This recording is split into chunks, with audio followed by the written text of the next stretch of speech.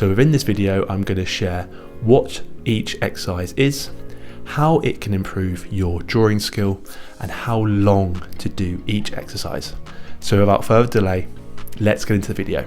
First up is circles of various sizes. Start by dividing your paper in half, giving yourself ample space to work. Now, using a pen or pencil, begin drawing circles, but here's the catch.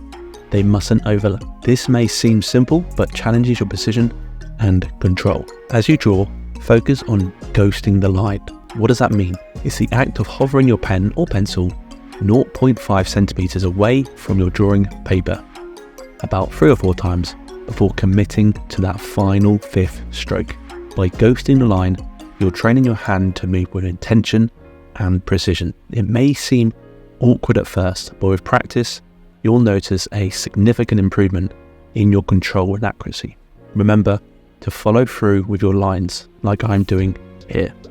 As you draw each circle, pay attention to maintaining a consistent shape and size. Vary the sizes of your circles too. This exercise isn't just about the circles themselves, it's about honing your ability to visualize and execute smooth, fluid movements. How long to do this exercise? I recommend you do this exercise for 3 to 5 minutes. We now transition to ellipses of various sizes. Draw 2 parallel vertical lines. Fill the space in between them with ellipses. But here's the twist.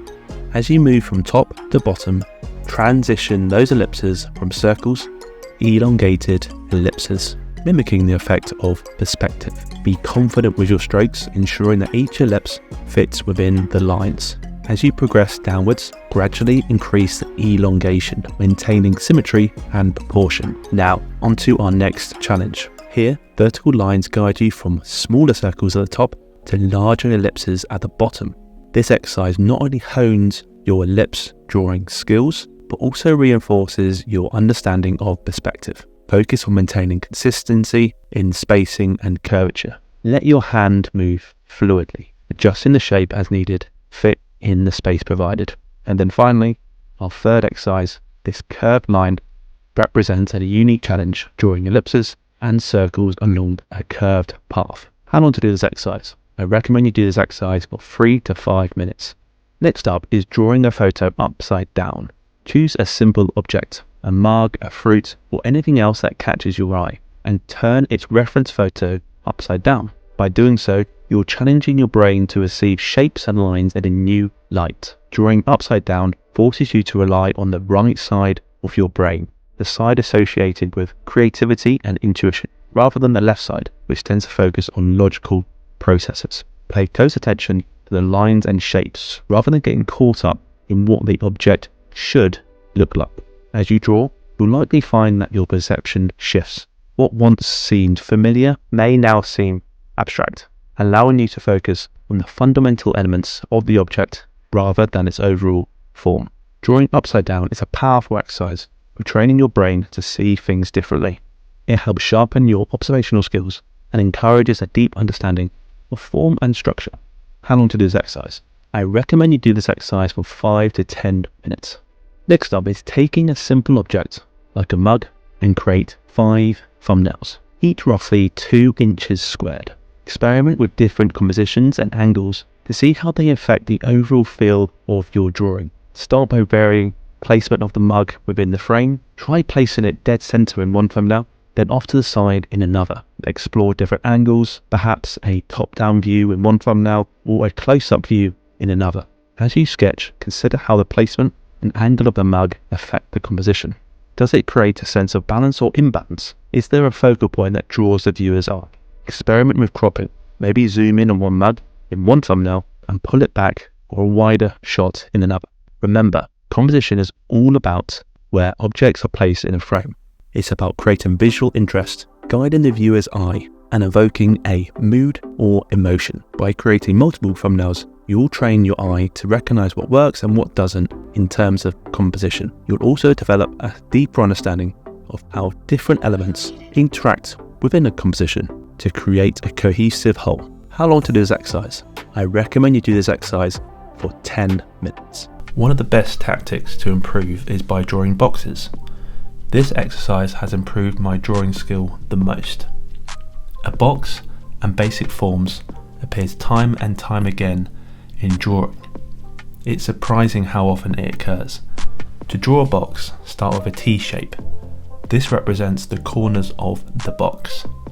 Next, draw this other sides of the box. Draw lines to represent the top, bottom, and don't forget to draw lines marking the insides of the box too, often drawn with a dotted line. Draw different angles of the box and analyse each of your sketches to see how it conforms to perspective. As a bonus tip, grab yourself a ruler and draw through your boxes to see how good your perspective was, which sides need addressing. What can you learn from your analysis? Draw your coloured perspective lines going away from the viewer. This part of the exercise should be completed after you've created a whole page of boxes. How it can help your drawing. So drawing a box in perspective breaks down the most complex of subjects in real life.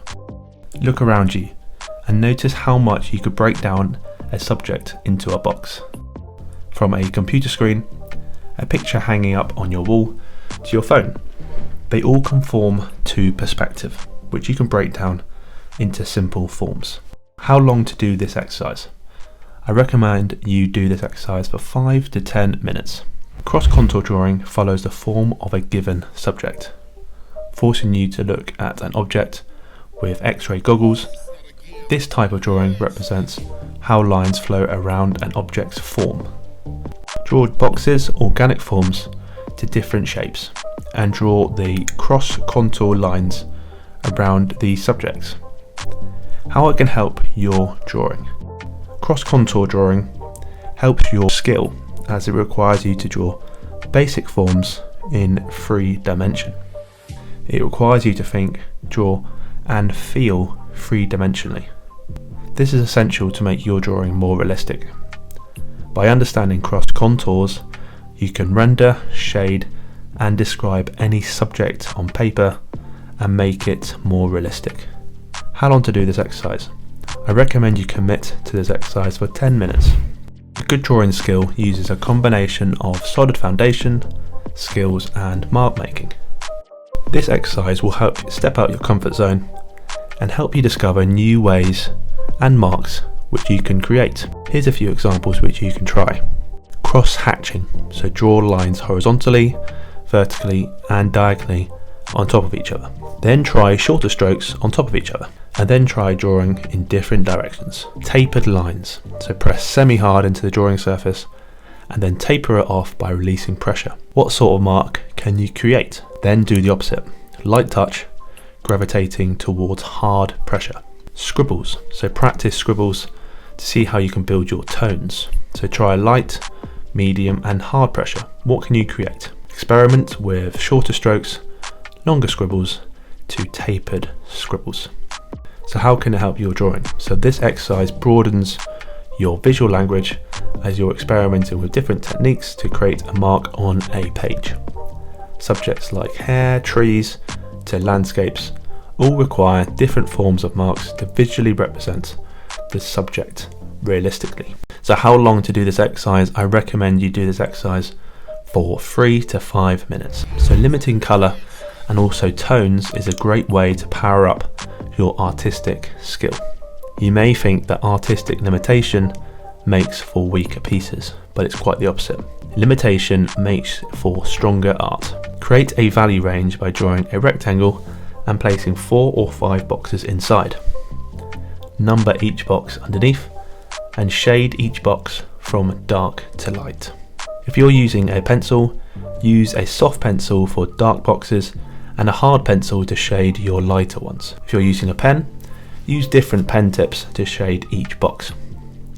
The number 0 should be the lightest and the number 5 should be the darkest. Look at the different ranges of tone that you can render. How it can help your drawing. Value ranges in drawing are essential for creating depth and realism. They provide a spectrum of tones from light to dark, enabling you to convey highlights, shadows and gradients effectively. So mastering value ranges allows for the creation of contrasts, focal points and emotional impacts in your work. This forces you to make smart choices with your drawings. How long to do this exercise? So try it out for 10 minutes. And I highly recommend you check out these drawing exercises to further improve your drawing skill.